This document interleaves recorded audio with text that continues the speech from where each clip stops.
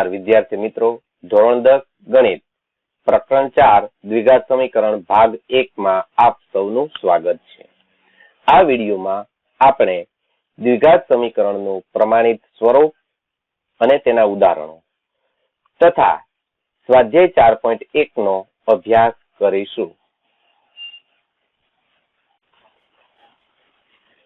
દ્વિઘાત સમીકરણનું પ્રમાણિત એટલે કે વ્યાપક સ્વરૂપ। સૌ પ્રથમ આપણે દ્વિઘાત સમીકરણનું પ્રમાણિત સ્વરૂપ જોઈએ છીએ।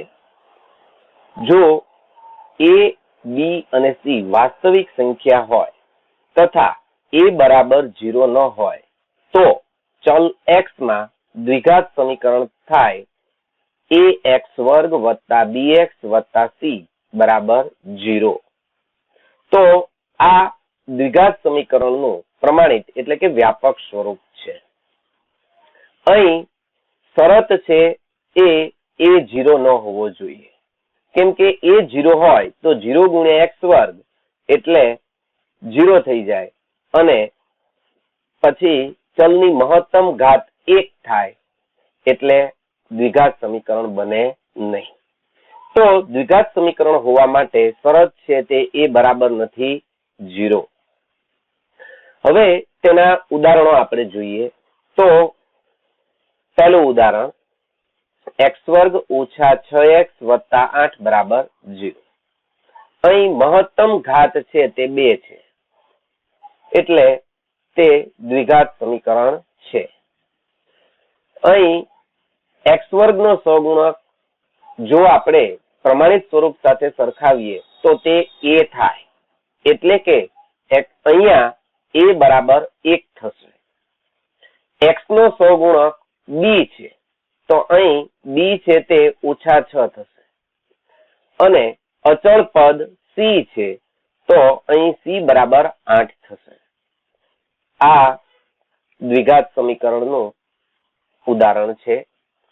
બીજું ઉદાહરણ જોઈએ 3x વર્ગ વત્તા 10x ઓછા વર્ગમૂળ 15 બરાબર 0। અહીં a બરાબર 3, b બરાબર 10 અને c બરાબર ઓછા વર્ગમૂળ 15 છે। થોડાક ઉદાહરણો આપણે જે દ્વિઘાત સમીકરણ નથી એના પણ જોઈએ તો દ્વિઘાત સમીકરણ નથી તેવું પહેલું ઉદાહરણ x વત્તા 12 બરાબર 0। અહીં મહત્તમ ઘાત 1 છે એટલે દ્વિઘાત સમીકરણ થતું નથી। આ સુરેખ સમીકરણ છે।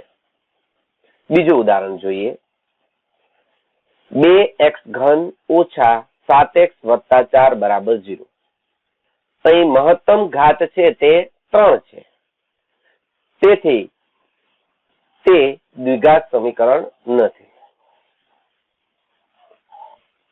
સ્વાધ્યાય 4.1 પ્રશ્ન 1 નીચે આપેલ સમીકરણો દ્વિઘાત સમીકરણ છે કે કેમ તે ચકાસો। પેટા પ્રશ્ન 1 કૌંસમાં x વત્તા 1 કૌંસ પૂરો કૌંસનો વર્ગ બરાબર 2 કૌંસમાં x ઓછા 3 કૌંસ પૂરો। હવે આ સમીકરણ દ્વિઘાત સમીકરણ છે કે નહીં તે આપણે તપાસવાનું છે। તો એના માટે આપણે સાદુરૂપ આપવું પડે। અહીં ડાબી બાજુમાં x વત્તા 1 કૌંસનો વર્ગ આપેલો છે તો કૌંસના વર્ગનું વિસ્તરણ આપણે કરવું જોઈએ। કૌંસના વર્ગનું વિસ્તરણ કરીએ। પહેલા પદનો વર્ગ x વર્ગ મધ્યમ પદની નિશાની વત્તા બંનેનો ગુણાકાર x ગુણ્યા 1 એટલે x અને સૂત્રના 2 એટલે 2x વત્તા 1 નો વર્ગ 1 બરાબર 2 ગુણ્યા x એટલે 2x અને 2 નો ગુણાકાર ઓછા 3 સાથે કરો તો ઓછા 6। તેથી x વર્ગ વત્તા 2x વત્તા 1 વત્તા 2x ડાબી બાજુ લાવો એટલે ઓછા 2x અને ઓછા 6 છે એને ડાબી બાજુ લાવો એટલે વત્તા 6 બરાબર 0। તેથી x વર્ગ વત્તા 2x ઓછા 2x 0 થઈ જશે અને પછી અચલ પદ વત્તા 1 અને વત્તા 6 એટલે કે વત્તા 7 બરાબર 0. અહીં આપણને સાદુરૂપ મળ્યું x વર્ગ વત્તા 7 બરાબર 0. તેથી x વર્ગ વત્તા 0x વત્તા 7 બરાબર 0 આપણે લખી શકીએ. કેમ કે x વાળું પદ છે નહીં, તો x વાળા પદની જગ્યાએ આપણે b ની કિંમત 0 મૂકીએ તો 0 ગુણ્યા x એટલે 0 થાય અને રકમમાં કોઈ ફેર પડતો નથી. આ સમીકરણ જે છે x વર્ગ વત્તા 0x વત્તા 7 બરાબર 0 એ ax વર્ગ વત્તા bx વત્તા c સ્વરૂપનું છે, જેમાં a ની કિંમત 1, b ની કિંમત 0 અને c ની કિંમત 7 છે. તેથી કહી શકાય કે આપેલ સમીકરણ દ્વિઘાત સમીકરણ છે.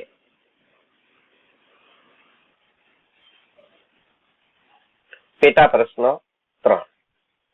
કૌંસમાં x ઓછા 2 બીજા કૌંસમાં x વત્તા 1 બરાબર કૌંસમાં x ઓછા 1 અને બીજા કૌંસમાં x વત્તા 3. રકમ જે માપી છે એ આપણે લખીએ. હવે આ બે કૌંસનો ગુણાકાર છે, તો તે કૌંસનો ગુણાકાર આપણે કરીશું. x નો ગુણાકાર x સાથે થશે, તેથી x વર્ગ, x નો ગુણાકાર 1 સાથે એટલે વત્તા 1x, ઓછા 2 નો ગુણાકાર x સાથે એટલે ઓછા 2x, ઓછા 2 નો ગુણાકાર વત્તા 1 સાથે કરો એટલે ઓછા 2 બરાબર x નો ગુણાકાર x સાથે એટલે x વર્ગ, x નો ગુણાકાર વત્તા 3 સાથે એટલે વત્તા 3x, ઓછા 1 નો ગુણાકાર x સાથે કરો ઓછા x અને ઓછા 1 ગુણ્યા વત્તા 3 એટલે ઓછા 3 થશે. તેથી x વર્ગ વત્તા x ઓછા 2x એટલે વત્તે ઓછે ઓછા 2x માંથી 1x બાદ એટલે ઓછા 1x ઓછા 2 બરાબર x વર્ગ વત્તા 3x ઓછા x, 3x માંથી 1x બાદ એટલે વત્તા 2x અને ઓછા 3. તેથી x વર્ગ ઓછા x ઓછા 2. જમણી બાજુથી પદ ડાબી બાજુ લાવીએ તો નિશાની બદલાય એટલે ઓછા x વર્ગ ઓછા 2x વત્તા 3 બરાબર 0. હવે સજાતીય પદોનો આપણે સરવાળો બાદબાકી કરીશું તો વત્તા x વર્ગ ઓછા x વર્ગ 0 થઈ જશે અને ઓછા x ઓછા 2x એટલે ઓછે ઓછે વત્તા 2 ને 1 3, 3x અને મોટા પદની નિશાની કરો તો ઓછા 3x થાય. તેથી આપણે લખીશું ઓછા 3x. હવે અચળ પદ જોઈએ તો ઓછા 2 અને વત્તા 3 છે, 3 માંથી 2 બાદ કરો એટલે વત્તા 1 બરાબર 0. તો સાદુરૂપ આપતા આપણને મળે છે ઓછા 3x વત્તા 1 બરાબર 0. અહીં આપણે જોઈએ તો મહત્તમ ઘાત છે તે ચલની 1 છે, જે 2 હોવી જોઈએ જો દ્વિઘાત સમીકરણ હોય તો અહીં આપેલું જે સમીકરણ જે છે તે સમીકરણ ax વર્ગ વત્તા bx વત્તા c બરાબર 0 સ્વરૂપનું નથી. તેથી કહી શકાય કે આપેલ સમીકરણ દ્વિઘાત સમીકરણ નથી. પ્રશ્ન 1 પેટા પ્રશ્ન 5. કૌંસમાં 2x ઓછા 1 બીજા કૌંસમાં x ઓછા 3 બરાબર કૌંસમાં x વત્તા 5 બીજા કૌંસમાં x ઓછા 1. પહેલા આપણે રકમ લખી લઈએ અને પછી કૌંસનું વિસ્તરણ કરીશું. બે કૌંસનો ગુણાકાર કરીએ તો 2x ગુણ્યા x એટલે 2x વર્ગ, 2x ગુણ્યા ઓછા 3 એટલે 2 તેરીને ઓછા 6x, ઓછા 1 ગુણ્યા x એટલે ઓછા x, ઓછા 1 ગુણ્યા ઓછા 3 ઓછે ઓછે વત્તા અને 1 ગુણ્યા 3 એટલે 3 બરાબર x ગુણ્યા x એટલે x વર્ગ, x ગુણ્યા ઓછા 1 એટલે ઓછા x, 5 ગુણ્યા x એટલે વત્તા 5x, વત્તા 5 ગુણ્યા ઓછા 1 એટલે વત્તે ઓછે ઓછા અને 5 એકા 5. હવે સજાતીય પદોનો અહીંયા આપણે સરવાળો કરીશું તો ઓછા 6x ઓછા x એટલે ઓછે ઓછે વત્તા થાય, 6 ને 1 7x થશે અને નિશાની આવશે મોટા પદની એટલે ઓછા 7x થાય. તો અહીંયા લખીશું 2x વર્ગ ઓછા 7x વત્તા 3 બરાબર x વર્ગ. અહીંયા પણ સજાતીય પદોનો સરવાળો કરો તો 5x માંથી 1x બાદ છે એટલે વત્તા 4x અને ઓછા 5. હવે જે જમણી બાજુ પદો છે એને આપણે ડાબી બાજુ લાવીશું એટલે એની નિશાનીઓ બદલાશે. તેથી 2x વર્ગ ઓછા 7x વત્તા 3 બરાબર ઓછા x વર્ગ ઓછા 4x વત્તા 5 બરાબર 0. હવે સજાતીય પદોનો સરવાળો કરીએ તો 2x વર્ગમાંથી 1x વર્ગ બાદ એટલે x વર્ગ ઓછા 7x ઓછા 4x એટલે ઓછે ઓછે વત્તા 7 ને 4 11x અને મોટા પદની નિશાની એટલે ઓછા 11x વત્તા 3 વત્તા 5. 3 ની અંદર 5 ઉમેરો 8 એટલે વત્તા 8 બરાબર 0.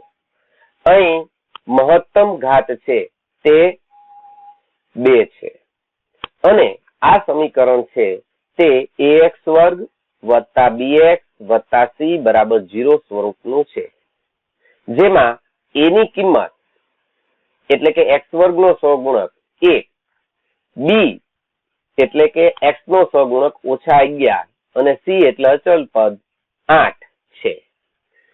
તેથી આપેલ સમીકરણ દ્વિઘાત સમીકરણ છે.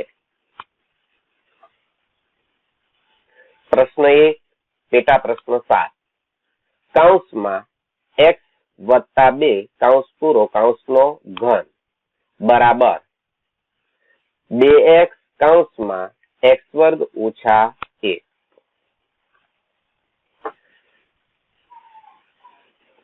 કૌંસના ઘનનું આપણે વિસ્તરણ કરીશું.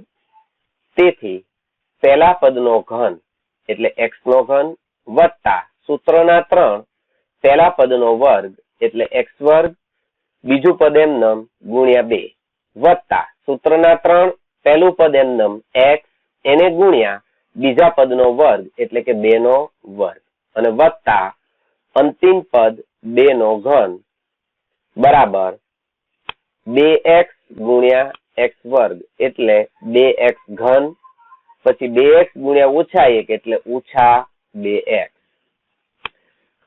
તેથી x નો ઘન વત્તા 3 દુ 6 x નો વર્ગ વત્તા 2 નો વર્ગ એટલે 4 અને 4 તેરીને 12x વત્તા 2 નો ઘન એટલે 8.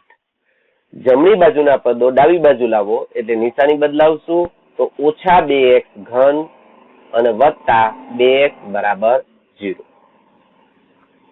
તેથી x ઘન અને ઓછા 2x ઘન એટલે ઓછા x ઘન થશે વત્તા 6x વર્ગ વત્તા 12x વત્તા 2x વત્તે વત્તે વત્તા થશે 12 ને 2 14x એટલે વત્તા 14x અને વત્તા 8 બરાબર 0. અહીં મહત્તમ ઘાત 3 છે. આ સમીકરણ છે તે ax વર્ગ વત્તા bx વત્તા c બરાબર 0 સ્વરૂપનું નથી. તેથી આપેલ સમીકરણ દ્વિઘાત સમીકરણ નથી. પ્રશ્ન 2 નીચે આપેલ પરિસ્થિતિઓને દ્વિઘાત સમીકરણ સ્વરૂપે દર્શાવો. પેટા પ્રશ્ન 1 જમીનના એક લંબચોરસ ટુકડાનું ક્ષેત્રફળ 528 મીટર વર્ગ છે. તેની લંબાઈ મીટરમાં પહોળાઈ મીટરમાં ના બમણાથી 1 મીટર જેટલી વધુ છે. આપણે જમીનના ટુકડાની લંબાઈ અને પહોળાઈ શોધવી છે. હવે અહીંયા આપણે આ જે માહિતી આપેલી છે એ માહિતીને દ્વિઘાત સમીકરણ સ્વરૂપે દર્શાવવાની છે. તો આપણે ધારવું પડે. ધારો કે જમીનના લંબચોરસ ટુકડાની પહોળાઈ છે તે x મીટર છે. હવે આપણે કીધેલું છે રકમમાં કે લંબાઈ પહોળાઈના બમણાથી 1 મીટર વધુ છે. તેથી જમીનના લંબચોરસ ટુકડાની લંબાઈ છે તે પહોળાઈના બમણાથી એટલે પહોળાઈ x છે તો એના બમણા એટલે 2x અને 1 મીટર વધુ એટલે +1. તો જમીનના લંબચોરસ ટુકડાની લંબાઈ થશે 2x + 1 મીટર. હવે રકમમાં આપેલું છે કે જમીનના એક લંબચોરસ ટુકડાનું ક્ષેત્રફળ 528 મીટર વર્ગ છે. સૂત્ર આપણે લંબચોરસનું ક્ષેત્રફળનું લખીએ તો લંબાઈ ગુણ્યા પહોળાઈ થાય. કિંમતો મૂકીએ તો લંબચોરસનું ક્ષેત્રફળ આપણને 528 આપ્યું છે બરાબર લંબાઈ છે તે 2x + 1 અને ગુણ્યા પહોળાઈ એટલે x.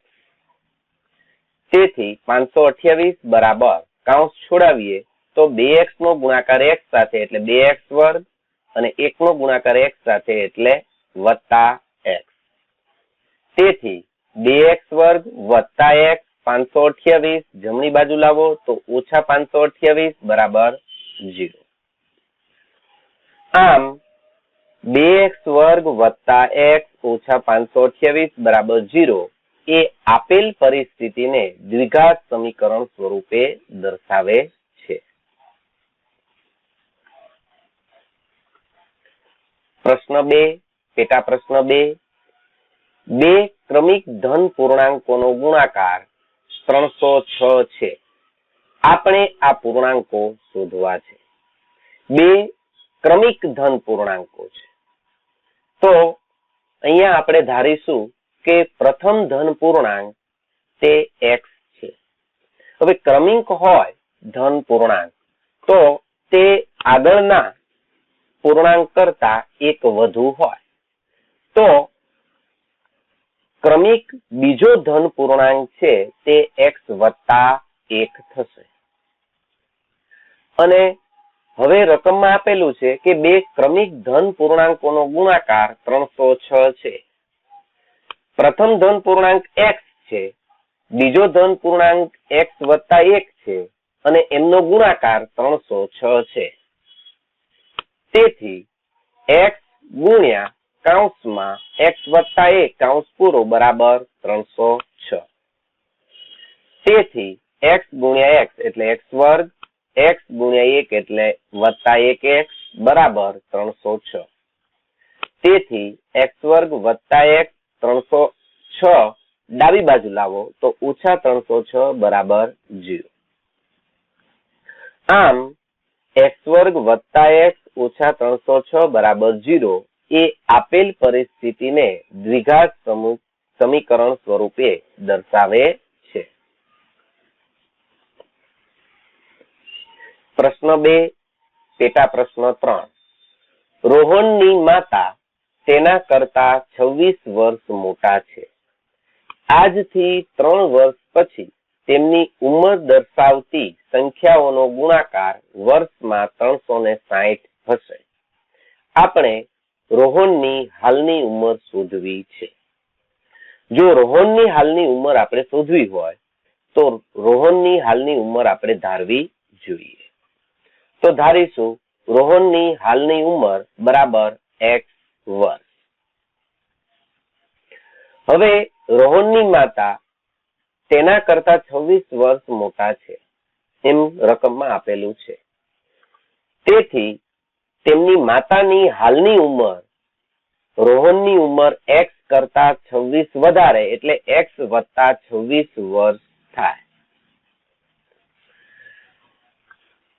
3 વર્ષ પછી જો બંનેની ઉંમર આપણે ગોતીએ તો રોહનની ઉંમર હાલની ઉંમર x છે તો 3 વર્ષ પછી 3 વર્ષ વધી જાય એટલે x + 3 વર્ષ થાય. એ જ રીતે એમની માતાની ઉંમર છે એ x + 26 હાલની છે અને એની અંદર 3 ઉમેરો એટલે +3 અને બરાબર કરીએ જો આપણે સરવાળો કરીએ તો x + 29 વર્ષ થાય.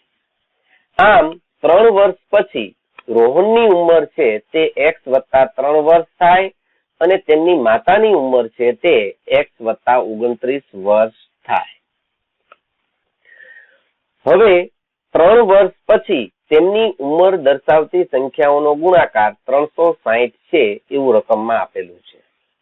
તો 3 વર્ષ પછી રોહનની ઉંમર x+3 અને તેમની માતાની ઉંમર છે તે x+29 એ બંનેનો ગુણાકાર 360 છે એમ આપણને કીધેલું છે. તેથી x+3 બીજા કૌંસમાં x+29 બરાબર 360.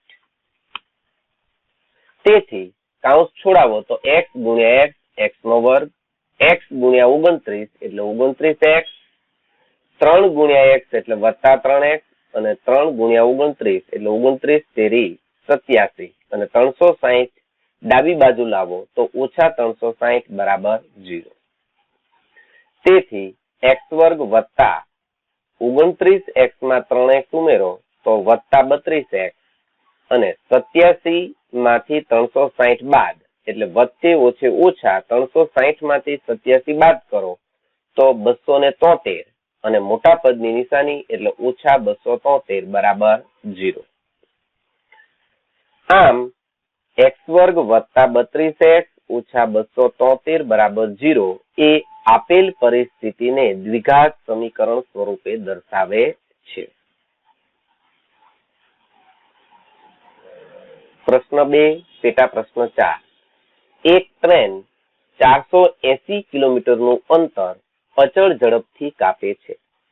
જો ઝડપ 8 કિલોમીટર પ્રતિ કલાક ઓછી હોય તો આટલું જ અંતર કાપવા તે 3 કલાક વધુ લે છે. તો ટ્રેનની ઝડપ શોધો. ટ્રેનની ઝડપ આપણે ધારી લઈએ.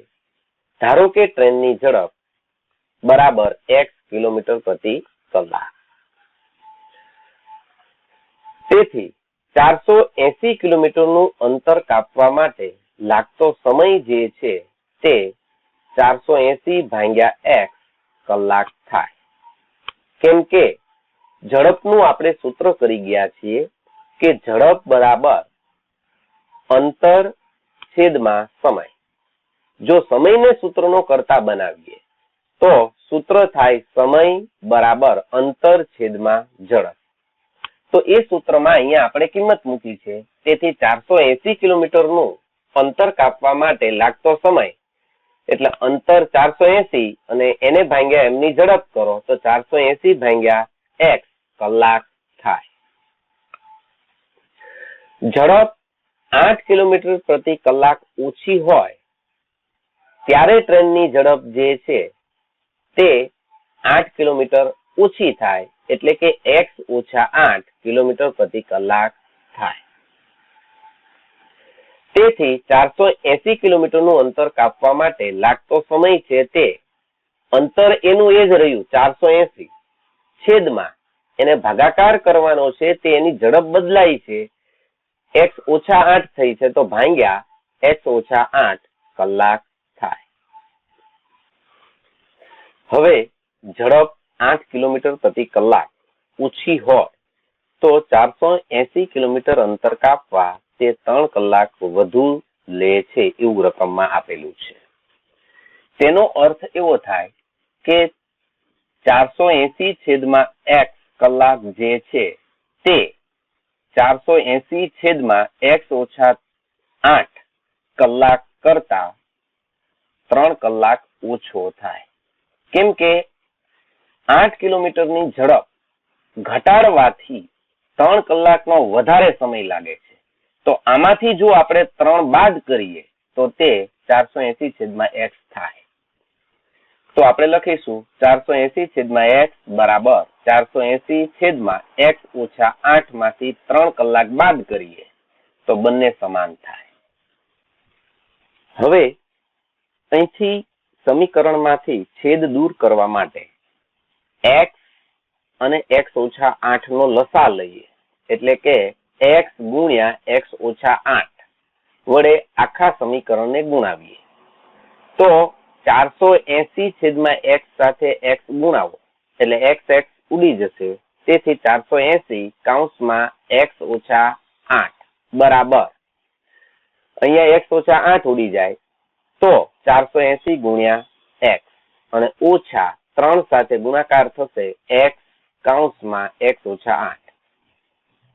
ટૂંકમાં કહીએ તો આ સમીકરણને આપણે x અને એને ગુણ્યા x ઓછા 8 વડે ગુણાવ્યું છે.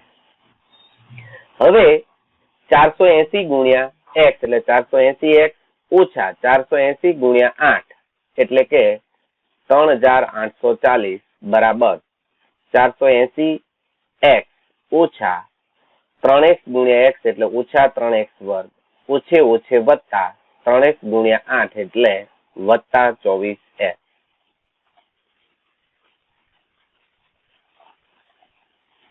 તેથી 480x ઓછા 3840. હવે જમણી બાજુ જે પદ છે એને આપણે ડાબી બાજુ લાવીએ તો ઓછા 480x વત્તા 3x વર્ગ ઓછા 24x બરાબર 0. 480x વત્તા અને 480x ઓછા કરો એટલે 0 થાય. તેથી પદને આપણે સાથે ગોઠવીએ તો 3x વર્ગ પછી ઓછા 24x અને ઓછા 3840 બરાબર 0. તેથી 3 સામાન્ય નીકળે છે તો 3 સામાન્ય કાઢો કૌંસમાં x વર્ગ ઓછા 3 અઠ્ઠાને 24 થાય એટલે 8x ઓછા 3840 ભાગ્યા 3 કરો તો 1280 આવે કૌંસ પૂરો બરાબર 0. હવે 3 કૌંસ સાથે ગુણાકારમાં છે. બરાબરની સામે લઈ જઈએ તો 0 ભાગ્યા 3 આવે અને 0 ભાગ્યા 3 એટલે 0 થાય. તેથી x વર્ગ ઓછા 8x ઓછા 1280 બરાબર 0.